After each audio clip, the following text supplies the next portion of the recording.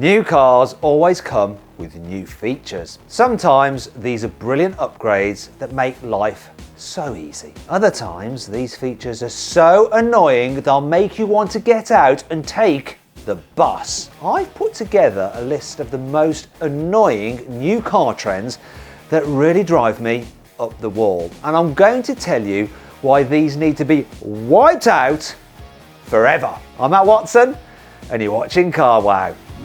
Buy, sell, Carwow.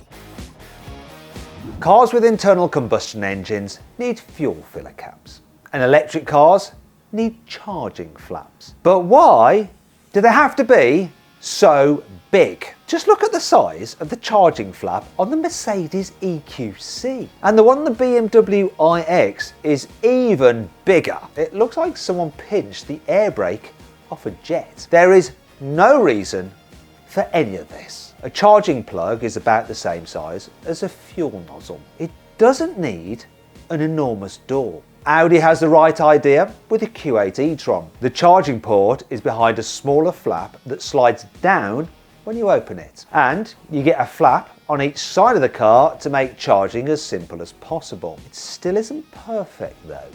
The flaps open and close using an electric motor, which is just another thing that can go wrong when the car gets older.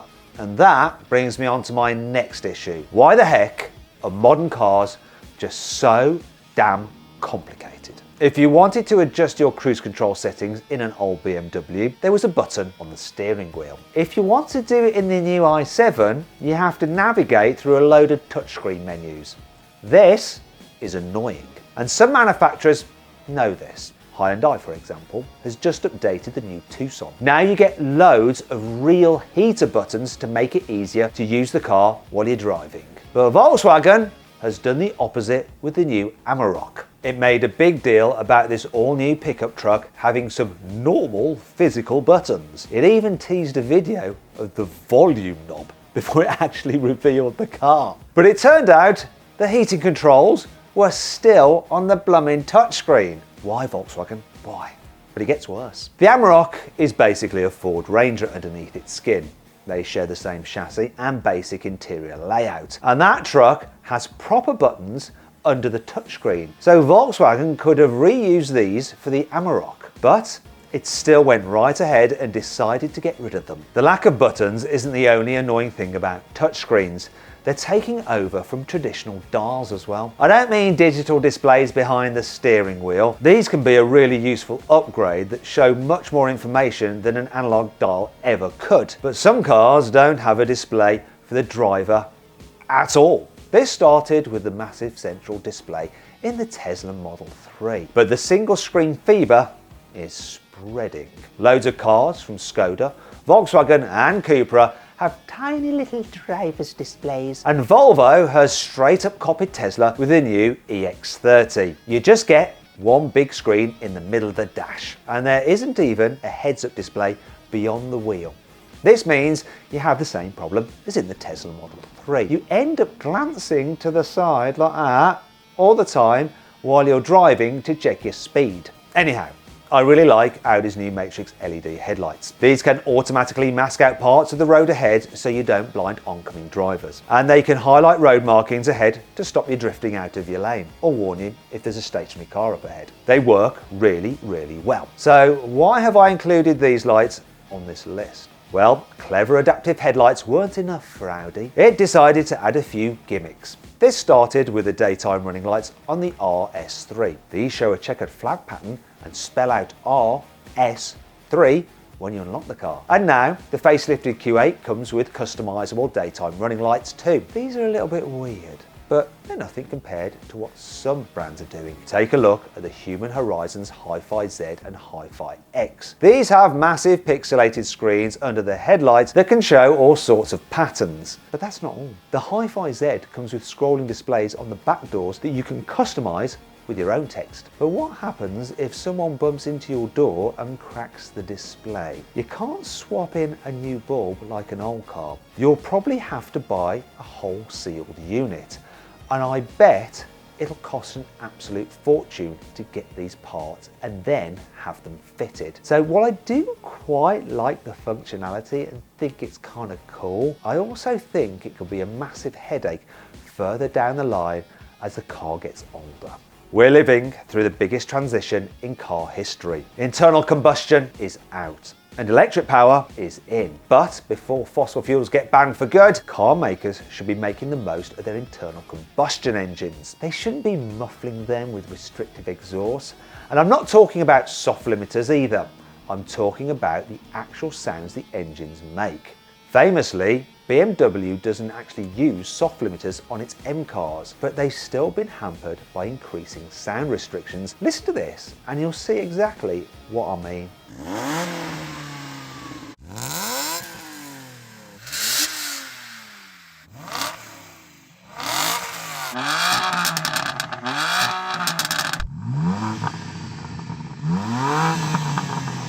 To be fair, some car makers aren't following this trend, thankfully. The new Corvette Z06 has one of the best sounding V8s I've ever heard. Maybe Germany should take a leaf out of the USA's book on this one. Car designers love massive wheels. Customers love the look of massive wheels. But why don't big wheels come as standard on most cars? It's because car makers want you to pay more to get the best looking rims. Obviously. It's like they deliberately make the car look bad on the standard wheels to make you pay for the upgraded alloys. Take the BMW X1 for example. It comes with 17-inch wheels as standard. They look ridiculous because the shape of the car wasn't designed to suit small wheels. It looks so much better on the largest 20-inch rims, but these cost over £1,500 on the mid-range X-Line trim. It's the same story for the new Mercedes E-Class. As standard, it comes with titchy little 17-inch wheels. At least this British car's wheel size starts from 18-inch alloys, but these still look too small compared to the largest wheels you can buy. You've heard about fake air vents and fake exhaust fitted to cars. Well, here's something I never thought I'd see. MG is selling cars with fake brake calipers. Now this is what the wheels and brakes look like on a normal MG4, and this is what they look like on the faster X-Power version. Okay, so the brakes aren't completely fake, but those bright orange calipers are actually just metal covers that hide the regular brake calipers underneath. Now admittedly, brake covers do serve a purpose in certain cases, but not really on road cars. You see, MotoGP bikes use brake covers to help keep the carbon disc warm in cold weather. This helps the riders slow down for corners more quickly. But an MG4 doesn't need special MotoGP style brake warmers. The covers on the MG X-Power are purely for show. To be perfectly clear, MG has in fact upgraded the brakes underneath these covers over the standard MG4's braking system. But that doesn't excuse the fact that these metal plates look like something from Wish.com.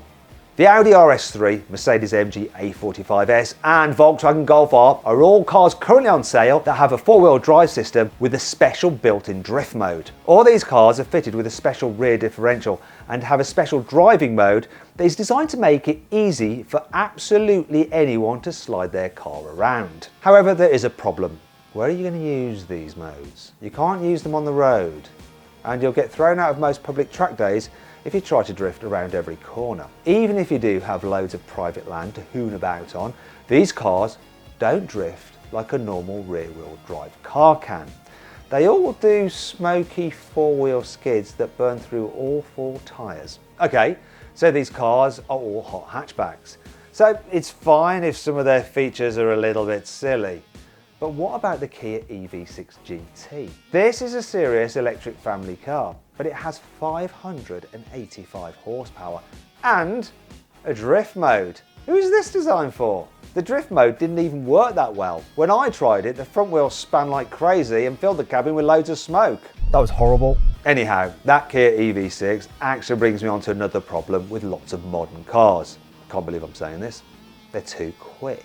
Now I don't mean hypercars. They're supposed to be quick. You know, I love the fact that a Bugatti Chiron Supersport can do 300 miles an hour. And it's awe-inspiring that a McMurtry Spearling can do 0 to 60 miles an hour in 1.4 seconds. But does a normal family car like a Kia EV6 need to have 585 horsepower? Does it need to launch quicker than a Lamborghini Aventador SVJ and be able to do 0 to 60 in less than 4 seconds? Of course it doesn't. And Kia isn't the only car maker doing this. The 435 horsepower MG4 X-Power I mentioned earlier costs less than £37,000, but it still managed to launch quicker than a Nissan R35 GTR, and it's just as quick as a BMW M2 over a standing quarter mile. The same goes for the electric smart Brabus #1. It has 428 horsepower, but it will give an 800 horsepower Dodge Challenger and a BMW M3 Touring a run for its money over a standing quarter mile. And Chinese brand BYD has just launched a 530 horsepower version of its Seal family car, and that costs less than £50,000. This sort of performance has never been so accessible, and I think it might be too much for some drivers. Have you ever taken a selfie in your car? Maybe. Have you ever wanted a car with a built-in selfie camera? Probably not. Mercedes, however, thought this was a great idea because it just put a dedicated selfie camera in the new E-Class. It's all part of the Super Screen in the infotainment system, which is a toned-down version of the crazy hyperscreen you get in the EQS. As well as a camera, it has built-in apps like Zoom, so you can have meetings in your car. Why? You can't use this while you're driving, for obvious reasons, and if you have to stop the car, you might as well have a Zoom call or take a selfie on your phone. But this isn't the only new car with a built-in selfie camera. There's one in the BMW i5 as well. Why? Who is going to use these features? They just add complexity and cost. Car makers are desperately trying to stand out, so they're making their cars look more and more outrageous. This is why BMW grilles have grown massively over the last few years. This is what the 7 Series looked like 5 years ago. And this is the latest car. It's also the reason Mercedes is developing weird exterior lighting for its next generation electric cars. Meanwhile, Hyundai has gone full on cyberpunk with its latest Ioniq models to make sure you don't mistake them for any other brand. And Kia has decided to stop using curves completely on the new EV9 and EV4 SUVs. Even the wheel arches are made of straight lines. Some people will love these designs, others will hate them. But I don't think any of them will age particularly well. This isn't because I think they're all ugly. It's because designs that look different for the sake of just looking different usually look dated very quickly. Sometimes weird designs carve a path for others to follow, like how the Lamborghini Countach popularised wedge-shaped supercars, or how Chris Bangor and BMW showed that posh cars didn't have to look like boxes on wheels in the early noughties. But no one wants to do any of the following at the moment. Car makers are determined to make a big impact by reinventing their design language each time they reveal a new car. So will all these wild-looking cars be forgotten about in a few years' time? Let me know what you think by voting in the pinned comment. I hope you'll enjoyed the video. If you did, give it a like. Let me know what you think of it in the comments below. If you want to watch some more videos, I've picked a couple out for you there. I think you'll like. Just click on those windows to watch them. Or if you haven't done so already, make sure you subscribe to this channel. You can do that just by hitting the carwow logo there. Simple.